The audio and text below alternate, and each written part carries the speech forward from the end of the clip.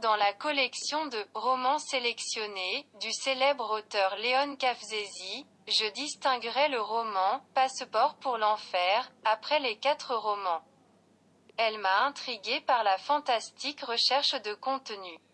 En dehors d'une synthèse métaphorique et symbolique, il se meut comme un ruisseau souterrain, un lyrisme sensuel vital donnant au roman un caractère communicatif paradoxal typique. Les morts pensent à la vie, l'amour, au suicide. Le trait distinctif de ce créateur est le strict et style prestigieux avec une originalité qui vous excite dans une performance parfaite. Loin d'un climat artificiel. Les romans ont généralement une atmosphère, mais Passport to Hell n'exclut pas la réalité, au contraire il lui donne une nouvelle dimension polyvalente. Nous avons affaire à une réalité, en soi contrastée, différente et en même temps la même dans son existence. La métamorphose de la mort et la métamorphose de la vie marchent dans un cercle fermé. Dans l'œuvre vibre le sens philosophique du rapport à la figure et à la pensée. Souvent la pensée est souvent absorbée par le monde des figures et inversement. Les figures sont absorbées de l'intérieur du monde de la pensée. Il s'agit d'un imaginaire conçu correctement, non seulement dans le sens d'un réalisme métaphysique, mais aussi loin d'une perception passive. L'enfer oriental de l'auteur n'est pourtant pas l'île des fous, ni une oasis dans le désert, n'est paradoxalement qu'une réalité qui vivra même morte. L'absurdité de la vie et l'absurdité de la mort, synonymes l'une de l'autre. Tout le roman est un livre intelligente odyssée de l'énigme de la mort qui correspond à la nature de la philosophie contemporaine, l'homme et la mort.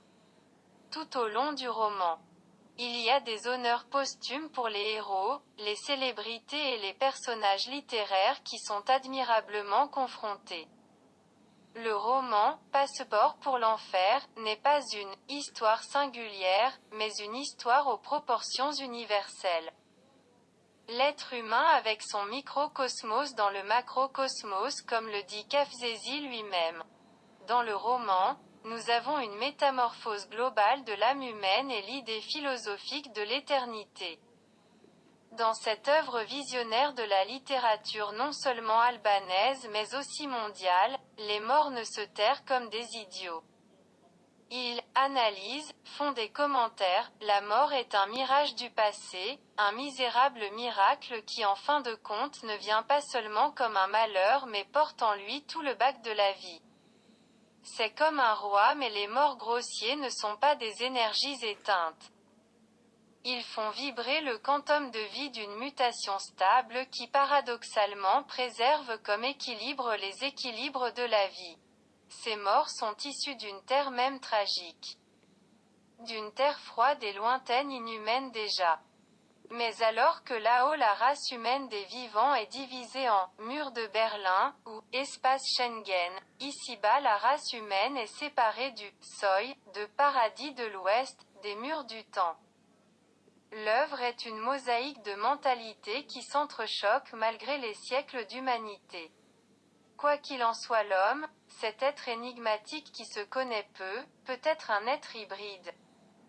Cependant cosmique demeure encore tragique dans sa révolte pour se connaître et se reconstruire. Lisez le roman et vous comprendrez bien cela.